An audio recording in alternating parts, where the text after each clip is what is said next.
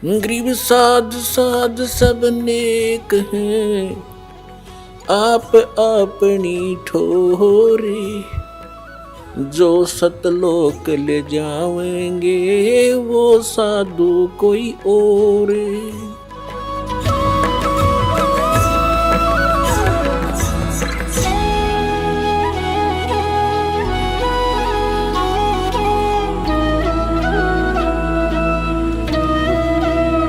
अब इसको थोड़ा सा और आगे बढ़ेंगे।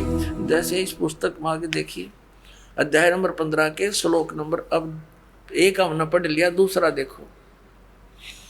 इसमें लिखा है कि उस संसार रूपी वृक्ष की तीनों गुण रूप ये शाखाएं हैं।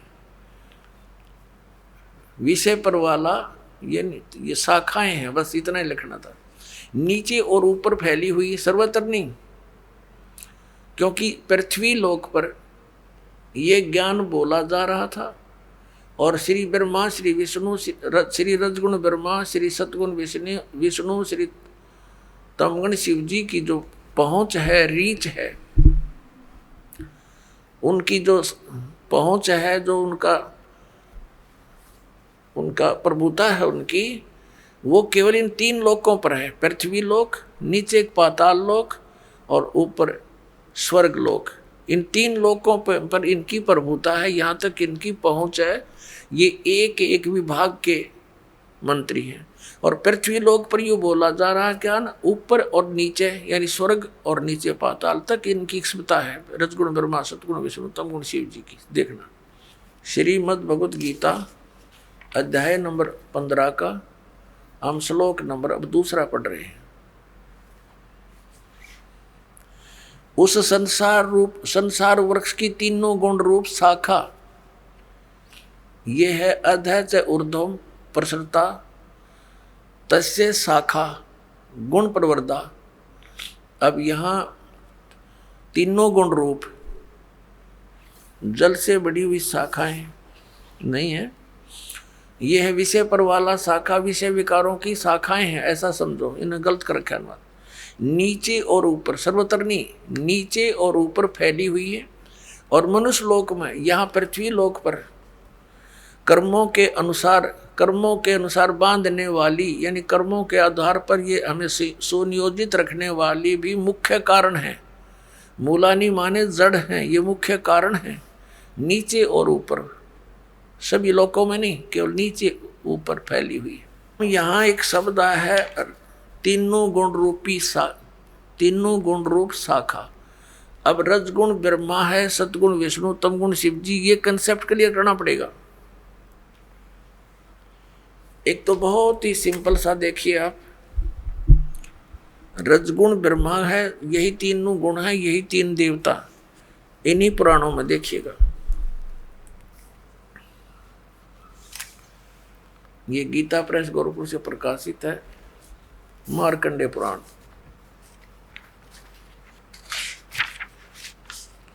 ये वही मार्कंडेय पुराण है, सचित्र मोटा टाइप। अब ये कहाँ से छपी है, यहाँ से देखना। प्रकाशक एवं मुद्रक हैं, गीता प्रेस गोरखपुर, गोविंद भवन कार्यालय, कोलकाता का संस्थान। ये इनके फैक्स और फोन नंबर है। इसके 123 नंबर पर आपको दिखाते हैं।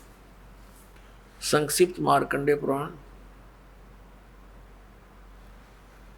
122 पृष्ठ से शुरू करेंगे। ये मार्कंडेय जी बोल रहे हैं, मार्कंडेय जी अपना ज्ञान बता रहे हैं, इसके सामने आ जाते हैं। यहाँ रजोगुण प्रधान ब्रह्मा, तमोगुण प्रधान रुद्र और सत्व प्रधान श्री विश्वपालक विष्णु हैं। यही तीन देवता हैं और यही तीन गुण हैं। यही तीन देवता हैं, रजगुण ब्रह्मा, सतगुण विष्णु, तमगुण शिव जी।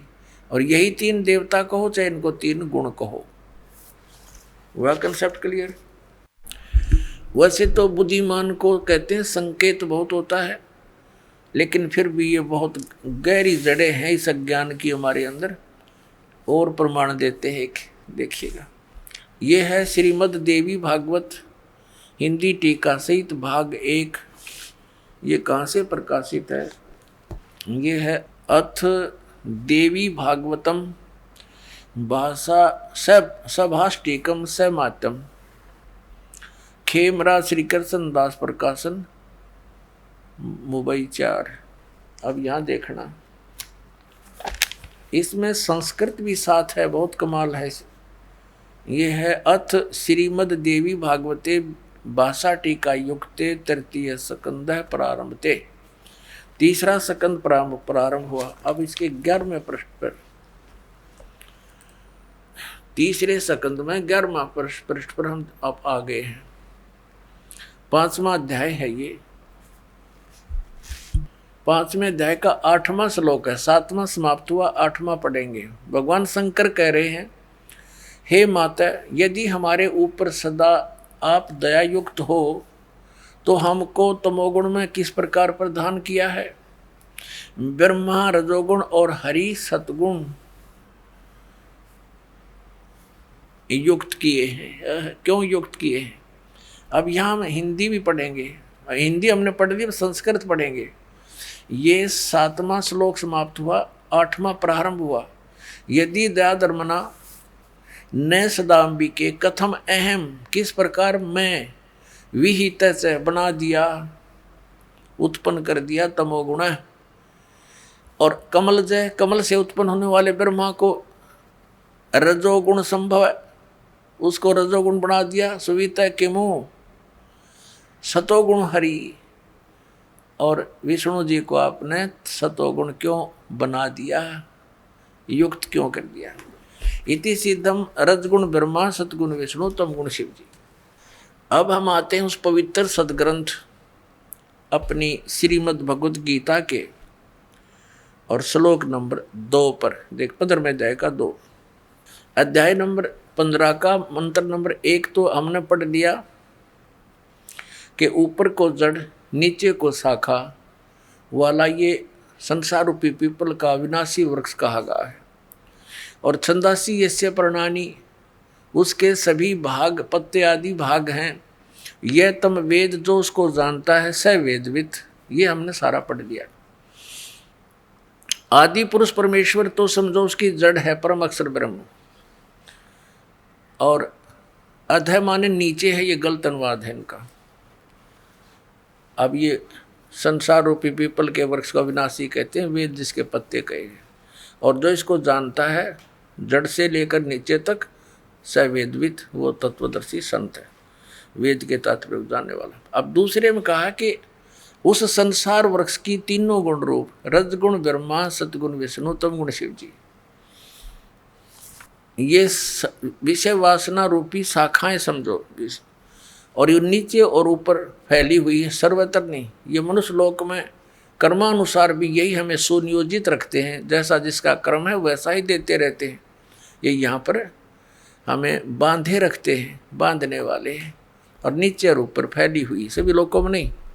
अब तीसरे में कहा है, इस संसार का स्वरूप जैसा कहा है वैसा यहाँ विचार काल में नहीं पाया जाता। गीता ज्ञानदाता कहता है कि जो मैं तुझे अब गीता का ज्ञान तेरे मेरे विचार काल में, डिस्कशन में, गीता जी के ज्ञान की चर्चा में, इस संसार रूपी वृक्ष का जैसा स्वरूप कहा है वैसा यहाँ विचार काल में, यानी तेरे और मेरे गीता जी के डिस्कशन में मैं नहीं बता पाऊंगा, क्योंकि इसका यहाँ विचार काल में नहीं पाया जाता, क्योंकि न इसका आदि है और न इसका अंत है, कि मुझे इसका कोई ज्ञान नहीं है, तथा न इसकी अच्छी प्रकार सतिथि है।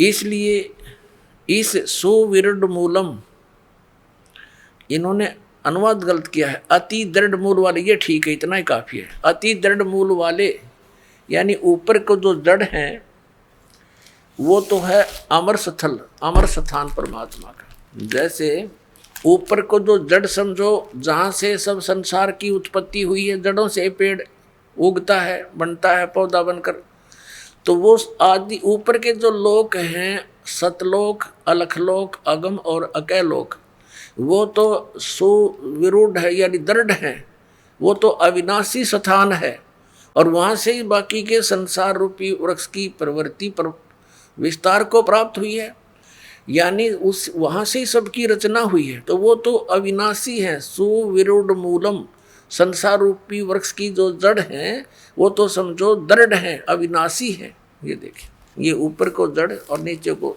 तीनों गुण रूपी शाखा, ये संसार रूपी वृक्ष है। तो ऊर्ध्व मूलम, ऊपर की जो जड़ है वो तो अविनाशी है। अब 15वें अध्याय के हम अब तीसरा श्लोक पढ़ रहे हैं। सुविरूढ़ मूलम, यानी अति दृढ़ मूल वाले ऊपर के स्थान तो कति अविनाशी हैं। उस संसार रूपी पीपल के वृक्ष को दृढ़ेन माने दृढ़, असंग शस्त्रेण का अर्थ है या तत्व रूपी तत्व ज्ञान रूपी शस्त्र के द्वारा काट कर, इन्होंने वैराग रूप शस्त्र बना दिया इसका, उस क्योंकि तत्व ज्ञान की बात चल रही है। तत्व ज्ञान रूपी शस्त्र द्वारा काट कर, अर्थात उसको अच्छी तरह उस तत्वदर्शी संत से तत्व ज्ञान प्राप्त करके और इसको अच्छी तरह समझकर उसके पश्चात परमेश्वर के उस परम पद की खोज करनी चाहिए। देखना 15वें अध्याय के 4थे श्लोक में, तीसरा हमने पढ़ लिया, अब चौथे पर आ गए। यहाँ इसका अनुवाद है चौथे का।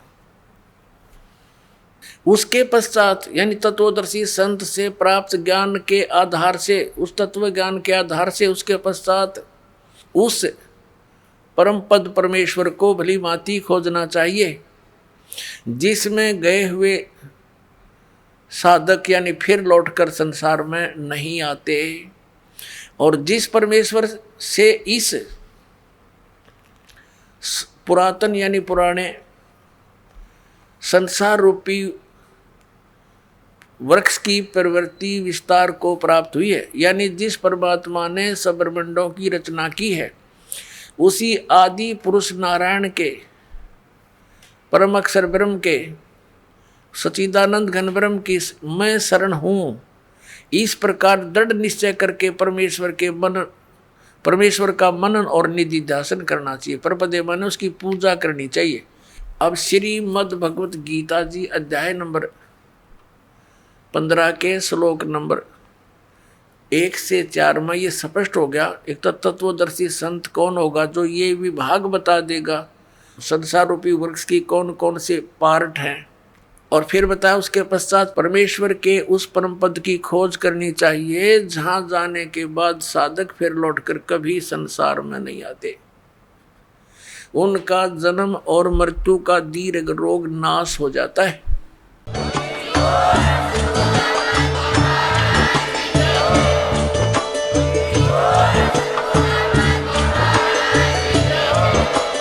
आप सुन रहे थे जगत गुरु तत्वदर्शी संत रामपाल जी महाराज जी के मंगल प्रवचन। अधिक जानकारी के लिए विजिट कीजिए हमारी वेबसाइट www.jagatgururampalji.org। संत रामपाल जी महाराज जी के शुभ आशीर्वाद से पूरे विश्व भर में 500 से भी ज्यादा नाम दीक्षा केंद्र हैं, जिन पर संत रामपाल जी महाराज जी द्वारा ऑनलाइन निशुल्क नाम दीक्षा दी जा रही है। अपने नजदीकी नाम दीक्षा केंद्र का पता करने के लिए संपर्क करें 8222880541।